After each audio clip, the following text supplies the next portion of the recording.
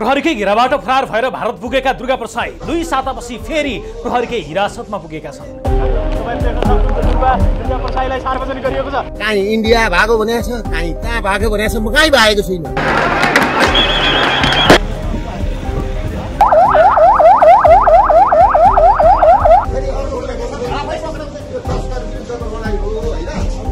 तीनकुने प्रदर्शनका कमान्डरनीमाथि राज्यले ज्यान मार्ने उद्योग सहितका मुद्दामा अनुसन्धान गर्दैछ। नेपाल प्रहरीले प्रसाईलाई भारतमै पक्राउ गरे पनि पक्राउ नपरेको विज्ञप्ति जारी गर्यो, तर आज फेरि झापाबाट पक्राउ परेको सूचना सार्वजनिक गर्यो। दुर्गा प्रसाई पक्राउको सूचना किन लुकाउन चाहन्थ्यो प्रहरी? भारतको आसाममा एक नेताको घरमा बसेका प्रसाईलाई प्रहरीले कसरी भेटायो? आउनुहोस् द रिपोर्टरमा चर्चा गरौँ। राष्ट्रसंस्था पुनर्स्थापनाको माग गर्दै दुर्गा प्रसाईको नागरिक बचाउ महाअभियानले चैत्र 15 गते काठमाडौँको तीनकुनेमा प्रदर्शन आयोजना गर्यो। यसमा राष्ट्रसंस्था पुनर्स्थापनाका लागि भन्दै घोषणा गरिएको नवराज सुवेदीको समिति पनि समावेश भयो। राप्रपाका केही नेताहरू पनि यो प्रदर्शनमा मिसिए। प्रदर्शनको 2 दिन अघि प्रसाईले पूर्व राजा ज्ञानेन्द्र शाहलाई भेट्न निर्मल निवास नै पुगेका थिए। तर चैत्र 15 गतेको प्रदर्शन केवल प्रदर्शनमा मात्रै सीमित भएन, प्रदर्शन उग्र भयो।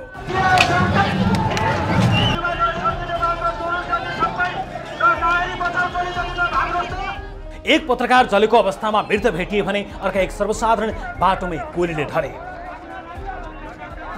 20 जनालाई गोली लाग्यो, अरू धेरै घाइते भए। केही निजी घर सहित जडीबुटीको सन्चो उत्पादन गर्ने सरकारी उद्योगमै आगजनी भयो। दर्जनौं निजी तथा सरकारी सवारी साधन जले र खरानी भए। प्रदर्शन अराजक भयो। यसका लागि आन्दोलनका कमान्डर दुर्गा प्रसाईलाई राज्यले जिम्मेवार ठहराएको छ। आक्रोशित बनिरहेका प्रदर्शनकारी प्रहरीले असुर ग्यास र गोली चलाएपछि झनै उग्र बने। दुर्गा प्रसाई निषेधित क्षेत्र तोड्ने भन्दै प्रहरीको घेरा तोड्दै अघि बढे।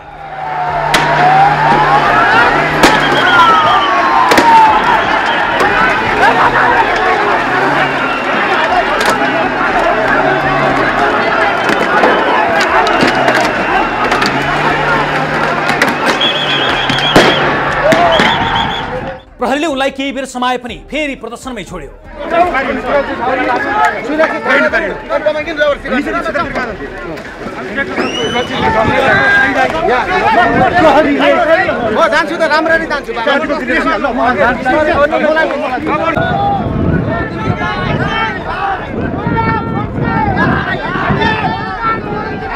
घरका छतबाट प्रहरीले असुर ग्यास हानेको भन्दै घरमै आगजनी भयो।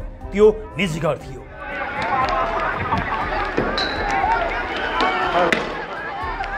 यदि घटनाक्रम चलिरहँदा तीनकुनेमै एउटा सटरमा बसेका प्रसाईलाई प्रहरीले नियन्त्रणमा लिने हल्ला चलेसँगै उनी सुटुक्क भागे।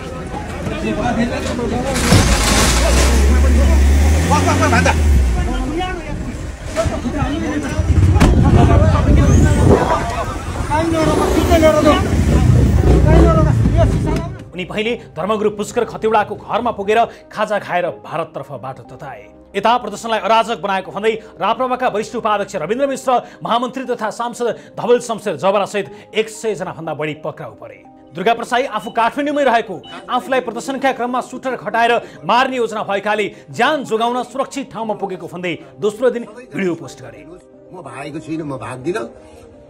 पुलिस प्रशासनले मलाई खोज्नु पर्दैन, किनभने मलाई गोन्जालो बनाएर यो आन्दोलन दबाउने कोसिस गरिएको छ। म सुरक्षित मात्रै बसेको, मलाई साफ भेटेको ठाउँमा गोली हान्नु भन्ने प्रधानमन्त्रीको आदेश छ भन्ने कुरो मैले सुनेपछि म भागेको छुइनँ। म नेपाल र नेपाली छोडेर म भाग्दिन। म भाग्नलाई जन्मेको होइन, म झुक्नलाई जन्मेको होइन, बरु म मर्छु, तर तपाईहरुको अगाडि मर्छु।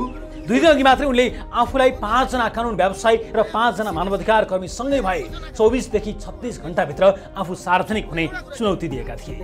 मेरा वकिलहरू जस्तो ध्रुवलाल श्रेष्ठ, स्वागत नेपाल, टङ्क दुलाल, सुशील पन्त, रमन श्रेष्ठ, तपाईको चाहिँ नि डाक्टर सुरेन्द्र भण्डारी, डाक्टर भीमार्जुन आचार्य र मानव अधिकारको रोभरमा हो भनेदेखि म भोलि नै 24 घण्टाभित्रमा उपस्थिति हुन म पुलिस प्रशासन समक्ष आउन म तयार छु। मलाई पुलिसले खोज्नु पर्दैन। उनले चुनौती दिएको 36 घण्टाभित्रै उनी आसामबाट नेपाल प्रहरीको नियन्त्रणमा आए।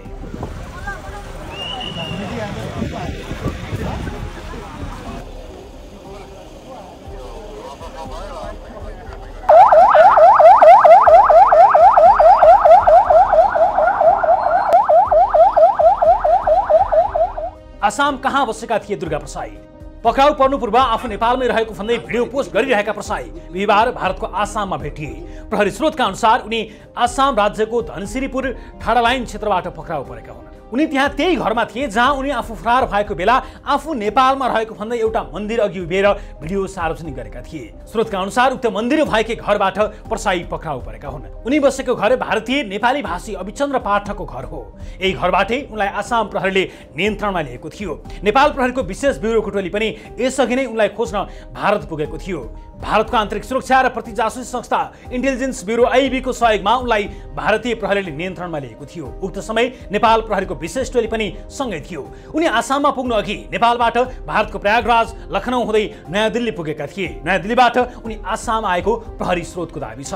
आसाममा पक्राउ परेका उनलाई भारतीय प्रहरीको सहयोगमा नेपाल भारत सीमा झापाको काकण भित्तासम्म ल्याइएको थियो। त्यहाँबाट भने नेपाल प्रहरीले उनलाई औपचारिक रूपमा पक्राउ गरेर विमान मार्फत आज मात्रै काठमाडौँ ल्याएको हो।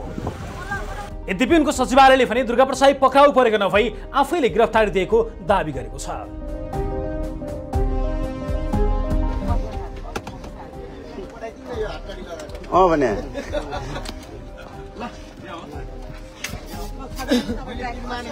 छैन फेरि मान्नु नि हुँदैन है सर।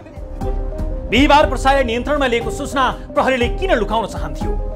बिहिबार साँझ दुर्गा प्रसाई पक्राउ परेको सूचना सञ्चार माध्यममा चुहिए पनि नेपाल प्रहरीका प्रवक्ता दिनेश आचार्यले भने नकारेका थिए। एकछिनमा विज्ञप्ति नै जारी गर्दै पक्राउ परेको भन्दै आएको समाचारमा सत्यता नभएको दाबी गरे। तर आज बिहान झापाको भद्रपुरबाट दुर्गा प्रसाई र उनका अंगरक्षक दीपक खड्का पक्राउ परेको भन्दै अर्को सूचना जारी गरेको छ। आज पक्राउ परेको स्वीकार गर्ने प्रहरीले बिहिबार राति भने सूचना लुकाएको थियो। सामान्यतया औपचारिक रूपमा एक देशबाट अर्को देशमा अपराधका आरोपी वा पुष्टि भएकालाई लेनदेन गर्न सुपुर्दगी सन्धि आवश्यक पर्छ। नेपाल र भारतबीच पनि सुपुर्दगी सन्धि छ। नेपाल र भारतबीच सन् 1953 मा नै सुपुर्दगी सन्धि भएको छ।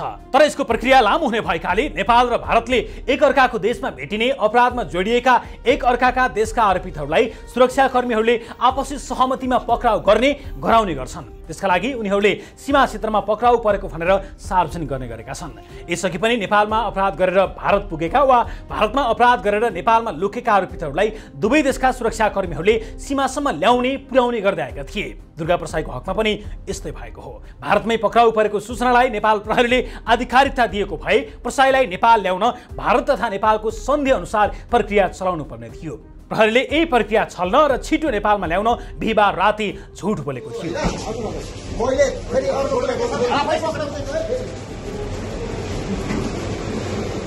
अब दुर्गा प्रसाईमाथि कुन कुन मुद्दामा अनुसन्धान हुन्छ? काठमाडौँ जिल्ला अदालतबाट म्याथ भई दुर्गा प्रसाई र उनका अंगरक्षक दीपक खड्का अहिले काठमाडौँ प्रहरी परिसरको हिरासतमा छन्। काठमाडौँ प्रहरी परिसरका अनुसार दुर्गा प्रसाई विरुद्ध प्रहरीले सुरुमा 3वटा मुद्दामा अनुसन्धान सुरु गरेको छ। प्रहरीको कसुर दर्ता किताबमा उल्लेख भए अनुसार अहिले उनी विरुद्ध राज्य विरुद्धको कसुर, संगठित अपराध र ज्यान मार्ने उद्योग सम्बन्धी कसुरमा अनुसन्धान सुरु भएको छ। अनुसन्धानका क्रममा अन्य कसुर पनि जोडिन सक्ने प्रहरीले जनाएको छ। दुर्गा प्रसाईको हिरासत बसाई यो पहिलो पटक भने होइन। यसअघि 2 पटकसम्म साइबर क्राइम मुद्दामा पक्राउ परेका उनी लरेन्स बिश्नोईको नाममा धम्की दिएर चन्दा उठाएको आरोपमा समेत प्रहरीले अनुसन्धान गरेको थियो। अहिले पनि उनी विरुद्ध साइबर क्राइममा 2वटा उजुरी चलिरहेका छन्। अहिले राजा फर्काउने अभियान चलाएपछि गणतन्त्रवादीहरूको तारो बनेका दुर्गा प्रसाई यिनै गणतन्त्रवादी दलहरूकै सदस्य थिए। कुनै समय दुर्गा प्रसाईले विभिन्न ठाउँमा दिएको अभिव्यक्ति अनुसार 2057 सालदेखि नै उनी माओवादीसँग नजिक थिए। 2060 सालमा उनलाई नेपाली सेनाले पक्राउ गरेको समेत उनले दाबी गर्दै आएका छन्। प्रसाईकै अनुसार उनी 6 महिना नेपाली सेनाको हिरासतमा समेत बसेका थिए। उनले सो समयमा माओवादी अध्यक्ष पुष्पकमल दाहाल प्रचण्डको नजिक भएर धेरै फाइदा उठाएको निकटस्थहरू बताउँछन्। त्यसपछि उनले आफ्नो व्यावसायिक साम्राज्य विस्तार गर्दै लगे। उनी रियल इस्टेट हुँदै ठूलो मेडिकल व्यवसायी बने। यति बेलासम्म उनको चर्चा चुलिएको थिएन। उनले सञ्चालन गरेको बीएनसी अस्पतालको सम्बन्ध नपाएपछि उनको टकराव गोविन्द केसीसँग बढ्दै गयो। उनले गोविन्द केसीको चर्को कटाक्ष गर्न थाले। यता डाक्टर गोविन्द केसीले उनको नामको अगाडि माफिया उपमा जोड्न थाले। उनको मेडिकल माफिया भन्दै चर्को विरोध हुन थाल्यो। त्यसपछि उनको राजनीतिक व्यक्तिहरूसँग राम्रै साँठगाँठ चल्न थाल्यो। तत्कालीन नेकपा माओवादी केन्द्र र नेकपा एमालेलाई एकता गराउन उनले नै केपी ओली र प्रचण्डलाई आफ्नै निवासमा बोलाएर मार्सी चामलको भात खुवाएका थिए। उनले 2074 फागुन 4 गते ओली र प्रचण्डलाई मार्सीको भात खुवाएका थिए। त्यसपछि एकता भएर दुई पार्टी मिलेर नेकपा समेत बनेको थियो। तर सर्वोच्च अदालतले 23 फागुन 2077 को फैसलाबाट नेपाल कम्युनिस्ट पार्टी नेकपा खारिज गरिदियो। त्यसपछि एमाले र माओवादी भिन्दै पार्टी बने। त्यसपछि दुर्गा प्रसाईले एमाले पार्टी रोजे। 2078 कार्तिक 7 गते झापाको बिर्तामोडमा भएको भव्य समारोहमा दुर्गा प्रसाई एमालेमा प्रवेश गरे। 2078 मङ्सिरमा नेकपा एमाले उनलाई केन्द्रीय सदस्यमा मनोनित समेत गर्यो। उनलाई केन्द्रीय सदस्यमा मनोनित गरेको विषयमा त्यतिबेला पार्टीभित्र विधान विपरीत मनोनयन गरिएको भन्दै एमाले भित्रै चर्को आलोचना भएको थियो। तर त्यतिबेला प्रसाईको एमाले अध्यक्ष केपी ओलीसँग हजुरबुवा नातिको गहिरो प्रगाढ सम्बन्ध थियो। विवाद भए पनि कसैले रोक्न सकेनन्। 2079 फागुन 13 गते पार्टीको नीति विरुद्धका गतिविधिमा संलग्न भएको भन्दै एमाले प्रसाईलाई केन्द्रीय सदस्यबाट हटाउने निर्णय गरेको थियो। त्यसपछि उनी सहकारी र लघुवित्तको ऋण मिनाहा गर्ने अभियान चलाउन थाले। उनले राष्ट्र, राष्ट्रियता, धर्म, संस्कृति तथा नागरिक जोगाऊ महाअभियान चलाउन थाले। यो अभियानमा उनले पूर्व राजा ज्ञानेन्द्र शाहलाई पनि समावेश गराए। 2079 मै पूर्व राजालाई प्रमुख अतिथि बनाएर उनले अभियानको उद्घाटन गरे। त्यसपछि उनले कहिले बैंकका कर्मचारीलाई कालोमसो दल्नेदेखि अनेक खाले कारबाही गर्न थाले। उनले कालोमसो दल्नेका लागि एउटा टिम नै बनाएका थिए र बिस्तारै उनी हिन्दू राष्ट्र र राजतन्त्र पुनर्स्थापनाका लागि अभियान बनाउन थाले। उनले काठमाडौँदेखि देशका विभिन्न ठाउँमा ठूलो संख्यामा जनता उतार्ने काम गरेका थिए। सायद यही देखेर होला पूर्व राजाले उनलाई राजा फर्काउने जनआन्दोलनको कमान्डर नै बनाइदिए र तिनै जनकमान्डरले तिनकुनेको 15 गतेको आन्दोलनको नेतृत्व गरेका थिए। सोही आन्दोलनमा हिंसा भड्काएको आरोपमा उनी प्रहरी हिरासतमा छन्। उनलाई काठमाडौँ जिल्ला अदालतले 12 दिन हिरासतमा राखेर अनुसन्धान गर्न अनुमति दिएको छ।